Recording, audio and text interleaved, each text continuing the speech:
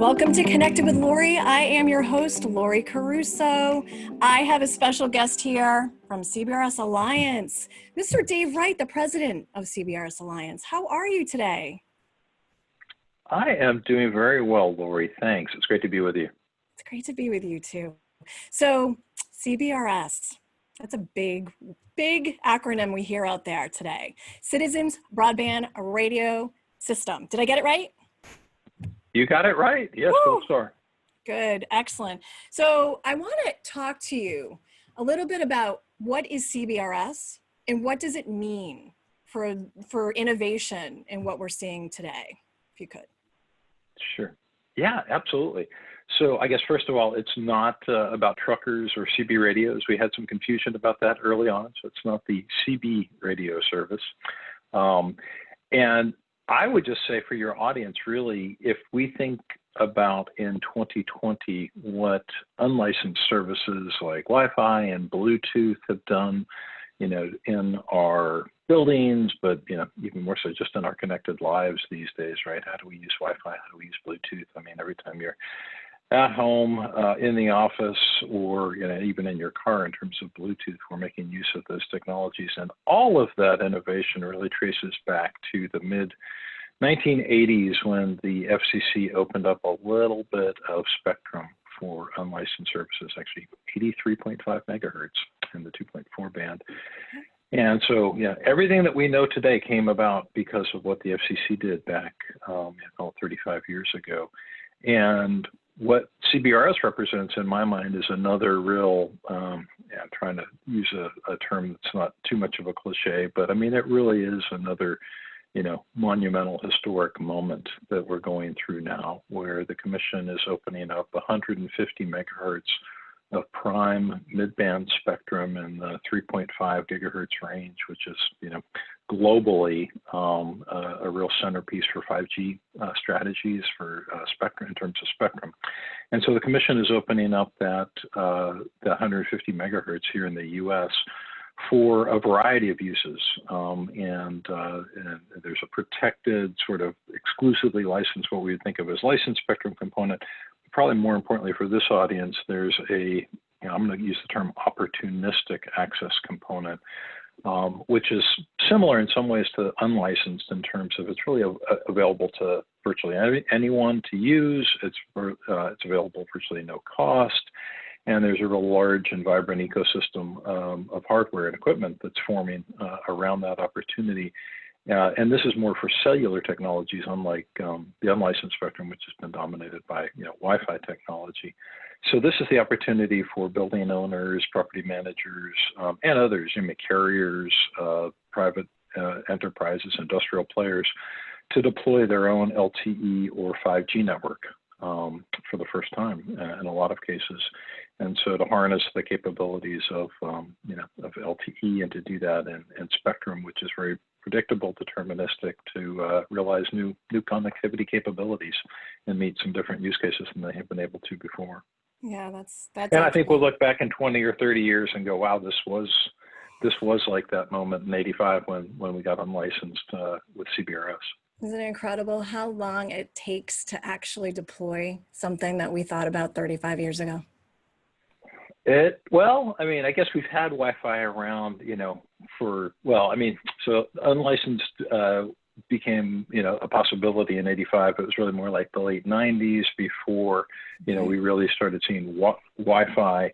And at first, that was laptops only and stuff. And I guess, it's safe to say the mobile revolution and the advent of the smartphone kind of changed everything in the, call it 2008 timeframe.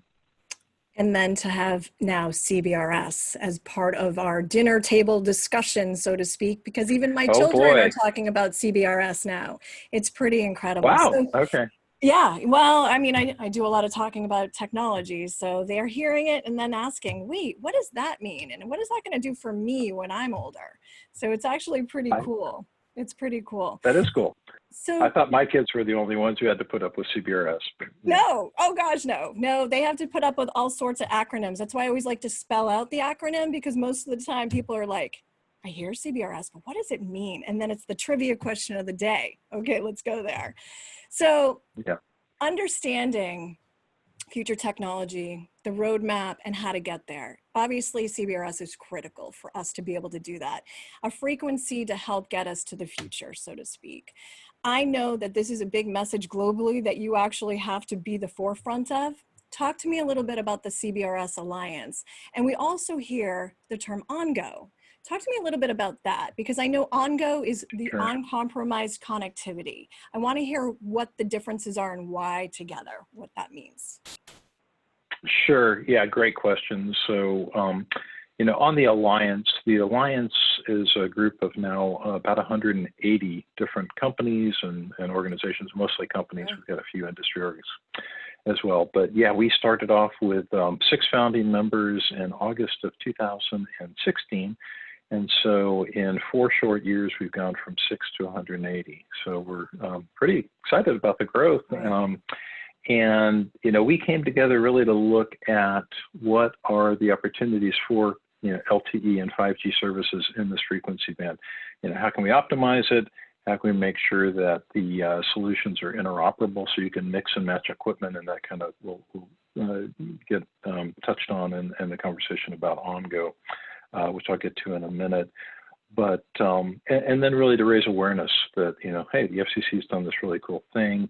All of our members are helping to commercialize it and bring it to market, and this is what it means to, various users. So really, in my mind, there's sort of 5 big use cases, or 5 primary use cases, and that's what we've identified. I fully expect there'll probably be some other ones that I haven't thought of yet.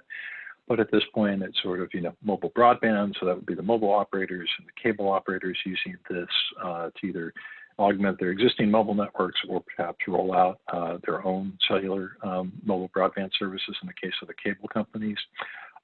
Fixed operators, both large, large MNOs and MSOs, but even smaller wireless internet service providers or WISPs are very interested in this. But then switching more to probably your audience's focus, private deployments are a big opportunity with CBRS and the ONGO solutions for the band. So the opportunity to deploy your own LTE or 5G network for your internal communications needs. That could be for everything from building management systems, sort of building IoT, if you will, but also then to leverage those, either private deployments or dedicated in-building deployments that you want to use for public cellular access to provide better cellular service for the subscribers of the mobile operators within a building. Oftentimes, if you don't have a DAS in your building, you're not going to get the best performance from the outdoor macro networks. And CBRS and ONGO present an opportunity to deploy an in-building cellular solution, open that up to the MNO subscribers coming into your building, and to do it at a much more economical price point than has previously been possible. So, yeah, and I think it's because, of the range of use cases and the variety of applications that LTE and 5G and CBRS support that we've attracted such a large ecosystem. Within the Alliance, we've got 180 members. If you look, and I know you want to talk about the PAL auction, so I won't get ahead, but if you look at what's going on with the auctions of the licensed portion of the band, 271 participants, and it was everything from mobile to cable to WISPs to industrial players to universities, healthcare. So yeah, just a range of different people interested in this band and what we can do with it. Well, ONGO. Oh yeah, let's talk about ONGO. Perfect. Okay, ONGO. Good question. And I think I've got various. I didn't wear my ONGO tab, but I've got my. There's the button. I see it. I see it marketed everywhere. So you're doing a good job on the marketing side. We do what we can. I'll give some props to our marketing team for that, for sure. So much like with Wi-Fi, we don't really talk about 802.11 and all the other sort of technology underpinnings of Wi-Fi. People just think of it as Wi-Fi, and so that's really our goal with ONGO. We want a simple, easy moniker that people can associate with LTE and 5G solutions in the CBRS band, and a big portion of it's going to be around interoperability, as I was mentioning. we want you to be able to get equipment that's OnGo certified and use that with services such as the Spectrum Access System, which is sort of the database which coordinates, or the databases, I should say, because there's more than one that coordinate access to the spectrum. So we want you to be able to know that if you're buying service or buying equipment that is OnGo certified, that it works together, and that you can buy this from that vendor and this these other components from different vendor, and it all comes together and it works well. Much like you can go get a Wi-Fi access point or router from the store or from vendor, and you know that if your phone is Wi-Fi Alliance certified, it'll work just fine. That's what we're going for as well. So it's important to have ease of use, because clearly this is a big undertaking. When property owners look at this, or even the user looks at this and says, is this OnGo certified? Okay, my device will work now on the 3.5 network, the CBRS network. This is great for me. Versus, because it's going to take some time, obviously, to deploy and roll out. And it's definitely a future coming, so to speak, even though it's here today and we're doing it. So it's good to hear that that's the case. Mm-hmm. And a lot of people, I think historically have thought, oh, cellular, well, that's, really complicated, all these weird arcane 3GPP, things that you have to know about, and it's only the domain of the mobile network operators.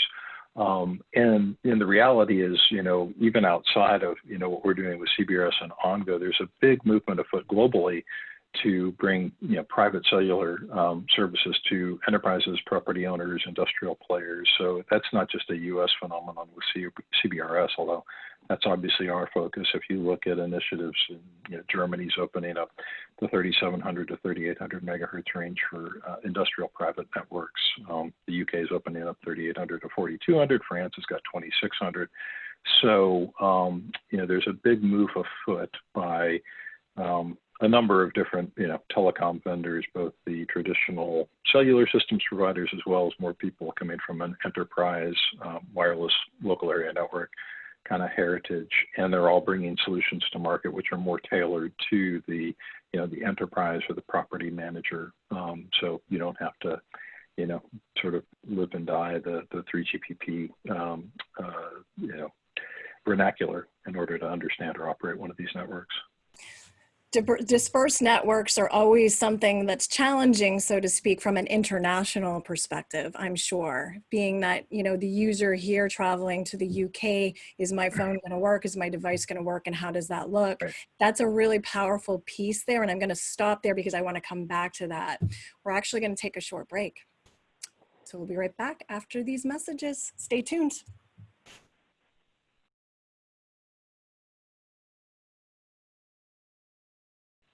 Welcome back to Connected with Laurie. We have Dave Wright, the president of the CBRS Alliance here. Thanks again, Dave, for joining. We have so many hot topics here for CBRS. And after our short break, we were just talking about the international piece. So being that if you are a domestic user and you want to travel, clearly there might be some issues with their devices working overseas. So what does that look like with CBRS, and how is that going to be a powerful message for the user that does travel? Yeah, no, that's a great question. And one of the things that, I like to say is that, we wouldn't have the success that we've got today with CBRS in terms of, the ecosystem that's formed, the membership of the Alliance, the amount of hardware that's available. And I don't know that I've gone into the numbers, but, we've already at this, relatively early stage, we only got the first authorization operating the band back in January. But we've already got over 80 different base station platforms available that have been certified by the FCC, and then over 100 different client devices have now been authorized for the band, and that includes smartphones, tablets, laptops, security cameras, CPE devices, barcode scanners, all sorts of interesting client devices. And sorry, where I was going with that, Laurie, is you wouldn't have that if there wasn't sort of a global opportunity around this.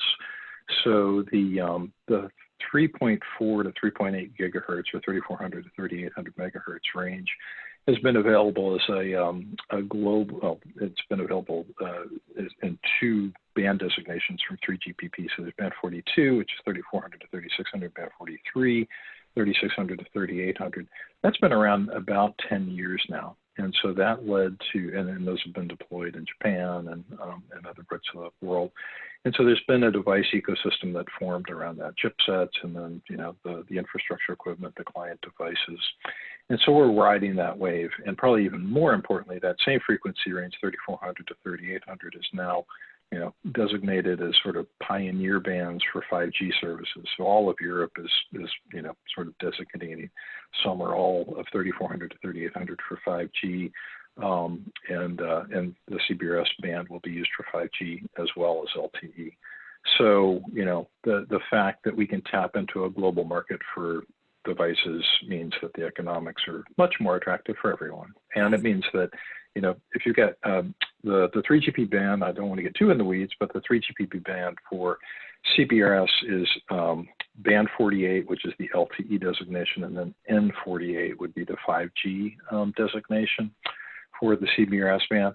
And as long as the device supports either B48 or N48, that means you can use it here in the US on a CBRS network.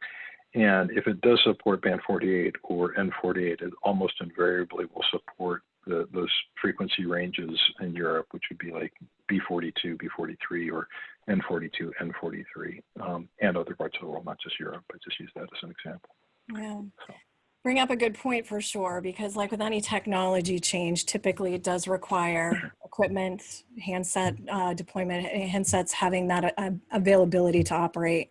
So it's really, really important to be able to have the push, so to speak, behind it to get that to happen and manufacture quickly so it can deploy quickly. And I've seen other, so to speak, technologies somewhat fail because they can't keep up with, first of all, production. Second, they can't keep up with the fact that it changes. And the third piece is that it's expensive. You have to change your technology. So the more you buy, cost comes down. So then we look at it differently now, which is going to help as well. Yeah. So good points there for sure. So curious too, I mean, obviously domestically, the carriers have some part of this. How do the carriers look at this? Are they looking at this as a threat, or are they jumping on board and all over it? Well, they're definitely jumping in on board, and they're all over it. So, you know, all four, well, now three of the tier one MNOs. You know, historically, when we started, we had all four. Now we have all three. Right. Are members of the Alliance, and very important members of the Alliance, you know, as one component. And as I just said, you know, we have this large, vibrant, diverse ecosystem. And frankly, I don't think we would have that if the mobile operators were not involved in it. So I do view them as critical. They're the ones who really drive a lot of at least the handset development. We'd have other types of clients, perhaps, if they weren't involved. But you know, when you get the Apples and Samsungs of the world to put your band into their devices, you kind of know you've arrived, and that creates a market scale that's hard to achieve, really, just with laptops and even tablet devices, quite honestly. So, yeah, the hundreds of millions of unit volumes is nice to have when you're looking at trying to drive down price points on a per unit basis. And that's something we all benefit from. So how are the MNOs looking, or the mobile operators looking at this spectrum? We've got an auction going on. I think at some point we may touch on that. But, you know, and you know, we don't know the results of the auction yet. We know where we're at as of, you know, August 19th when we're recording this. But I'll be surprised if when we get the results of the auction, you know, in a few weeks or a month, that we don't find out that the mobile operators were, you know, big constituents or big parties and participants in the auction. They're looking to use the spectrum as mid-band spectrum for 5G. Really, you know, one of the U.S. operators has some mid-band spectrum, and the other two don't really have a lot of mid-band spectrum.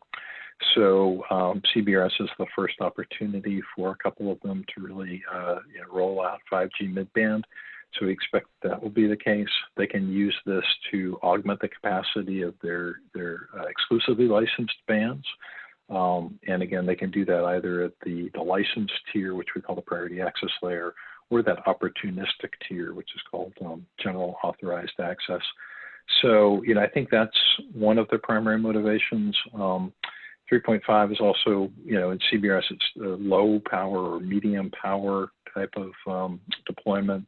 So, it's good for in-building coverage. That's, why I think your audience is very interested in it. Yeah. But I think the operators are also interested in doing that, potentially doing, CBRS on-go solutions in public venues as an alternative to DAS, as a less costly alternative to DAS. And then also getting in more into the enterprise managed services, private network business. So, for those who might want to work with a mobile operator to deploy private network, I'm sure they would love to talk to you, about doing that. And, if they deploy a network in your venue for your use, then, they might want to also talk to you about letting their subscribers roam onto it when they're in your building. Absolutely. So we know, and I'm assuming carriers are all over this for sure in this auction. They have a lot of money to spend on this. Do you feel that this is going to be a balanced approach with the carriers and what they're able to spend compared to, the smaller organizations, companies that want to also play a part in CBRS and have that brought into their buildings? Yeah, it's a good question. I mean, we don't want any, not just the mobile players. We don't want any one sort of sector or constituency to sort of monopolize or drive out, the other parties in the band. I think it's important that we have that kind of balance, and I don't think that's what's going to happen. Good. I mean, fundamentally, when you look at it at sort of the holistic level or at the highest level, the fact that you do have, and I've got all sorts of charts and everything, but we have that the protected rights with the PAL layer, the licensed layer, but only 70 megahertz of the overall 150 megahertz can be allocated in that way. So this auction that we're talking about is only selling, if you will, rights to 70 megahertz of the 150 megahertz, and they're doing that on a per county basis across the country. So that in and of itself puts a cap on how much of the spectrum can be, dedicated for protected access. And just as an aside, only 40 megahertz can go to one participant. So even of that 70, one party can't buy all 70 megahertz across the country. You can only get a maximum of 40. And then you'd have to do that on a county by county basis in the auction that's going on. So it'll be interesting to look at what comes out of the auction. So inherently you've got, up to 80 megahertz always available for the opportunistic GAA access. And in many cases, it'll be more than 80 megahertz where you don't have PAL licenses in use, where you don't have incumbent operations going on. So, that creates the room for other parties, despite, who may own the PAL rights in a particular locale.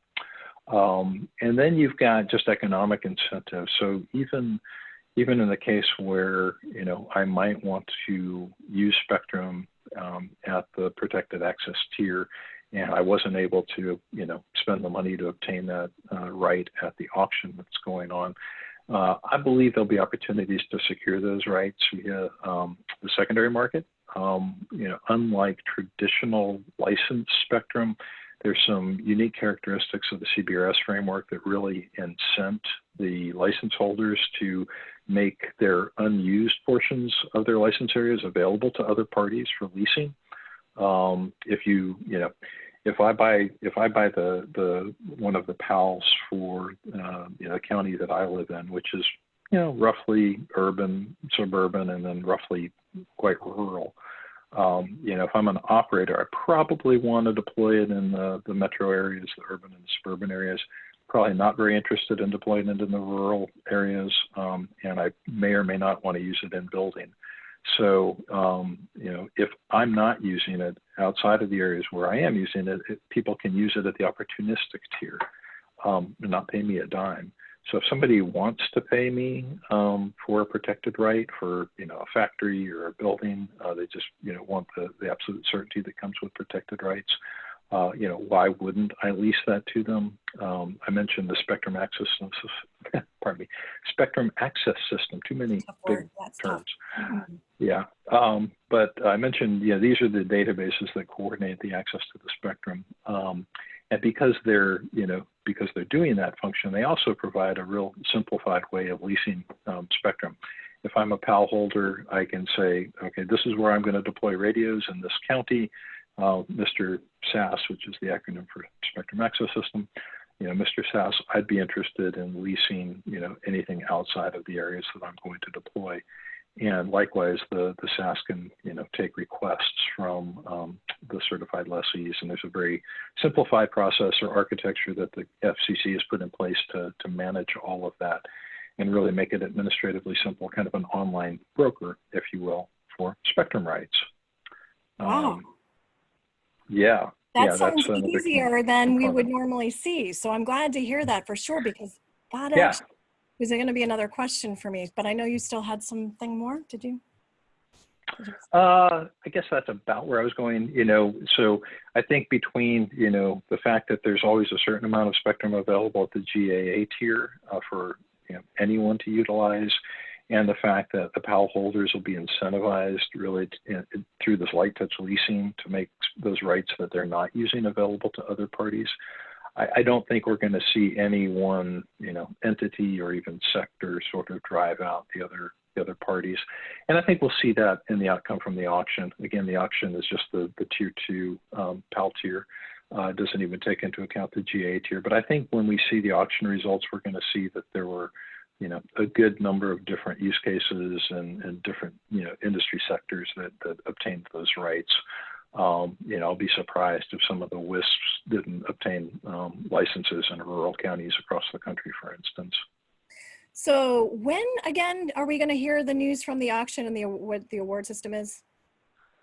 Yeah, great question. So, the auction launched July 23rd. It's almost been going on a month. We're at round, I think round 57 just concluded, if I'm not mistaken. And I think we've got, it's either 60 or 80 counties that are still in play. That number is fluctuating a little bit. Sometimes it actually goes up even. You see, the bidding interest come back on counties that hadn't previously exceeded demand where demand hadn't exceeded supply in a previous round. But I think we're probably we'll see, but probably going to wrap up the auction in the next week, I'll say. And then it'll take probably, I would give the commission, with an auction of this size and the number of participants, I'm thinking it may take them 3 weeks to a month to get the information out. So I think we'll see by late September, probably, more of the details on who the winning bidders were. And I think, that's going to be some fascinating information. $4.5 billion, as of round 57, I believe, had been, or the gross proceeds that had been raised. And again, that's still, increasing. I don't know if we'll hit 5. A lot of people didn't think we'd hit. A lot of people didn't think we'd hit 3, and here we are at 4.5. Wow. So, and I'm just impressed that we've had, 271 different parties bidding on these, that we've gone through 57 rounds, that we've raised, $4.5 billion so far and counting. I think by all those metrics, I would gauge this as success. Absolutely. Very impressive, given the timeline and what has been available and what had to happen to get to that point, for sure. And I know that there are probably a lot of people waiting patiently, but yet staying tuned to find out what that answer is for them. It's pretty impressive. I can't wait to hear all about it. Yeah. So perhaps we'll have you back on the show so we can talk about that after the fact. Another nice, that'd be fun. Another nice little segue. So one last question. Property owners, they know that they have a need for CBRS. They know that they want CBRS. If they're not part of the auction, let's just say, clearly they might have been, why would I do something like that? They're going to actually probably go after somebody who holds that PAL so they can do that. But what do you tell the property owners today? And maybe if you could also say, what will you tell them for future purposes as well? Sure. So great. I'm glad we circled back here, because I was thinking I hadn't really, and I'm not a property owner. I'm a technologist. But, I've heard people like John Gilbert from Root really articulate, speaks very high on CBRS for sure. opportunities they see in the band. So, I would refer people to some of his articles and the things that he said, both in terms of, private use cases, how he's going to use it for the building lobbies when we kind of get back to work after the pandemic and everything else, as well as the neutral host capabilities for the mobile subscribers. But what I would say to people is, don't worry. If you didn't participate in the PAL auction, that's not a problem. I would anticipate that most of the in-building commercial property systems are probably going to utilize the GAA tier, the opportunistic tier, because it's going to provide the spectrum that's needed. And just due to the propagation characteristics, building entry losses of the signals at the power levels we're talking about, you're going to have good isolation from the outdoor deployments anyways within your building, especially any newer like LEED certified buildings, which tend to be Faraday cages. Not let any RF in from the outside. So, I think the GA tier is probably more than adequate for 90% plus of commercial property deployments. So again, I wouldn't worry about the PAL auction piece of this. And if you have a use case where you need those PAL rights, again, the secondary markets with light touch leasing will be a great way to go about obtaining those. If you're, just getting started with CBRS, please go to our website, cbrsalliance.org. Ton of resources up there, including information about private deployments, the equipment that's available. And we've got our member list. And if you go to our member list, you'll find, a lot of different equipment providers. And probably a name or two that you either, have worked with, as well as a number of, neutral host and third-party operator system companies, tower companies. So I know many of you work with them in the context of, even fiber connectivity and DAS systems. And so many of those folks are our members, and you may have an existing business relationship, and you could simply bring CBRS up with them. If not, please feel free to reach out to us, and we'll be happy to, help connect you with our members that way. And then you asked about the future, and I think the future is very bright. I mentioned that we got started in January with the GAA or opportunistic tier. We'll be introducing the protected tier, the PAL tier here. I mentioned it'll probably be a month or so before we get the results of the auction. I'd say it'd probably be another month. So I'm thinking kind of late October, November timeframe when we start seeing the PALs put into service within the framework. But that'll be, another important aspect in terms of sort of rounding out the last component of the ecosystem. That's the last, piece that needs to be implemented. And then it's just really driving deployments. So I think you'll start to, hear more and more about how people are using this within their properties, what they're doing for, again, building management, what they're doing for their lobby coverage, thermal scanners, providing additional bandwidth. And then I think you'll hear some pretty interesting news about how people are using this for mobile coverage within their buildings as well, before the end of the year. So, lots to look forward to. Very exciting information, I'll tell you, and thank you so much. This has been so informative, David Wright. David Wright from the CBRS Alliance, thank you for all you guys do for us. We really appreciate it, and we'll have you back on the show here soon. Thank you. Thanks, Laurie. Appreciate it. Yeah, thank you. Okay.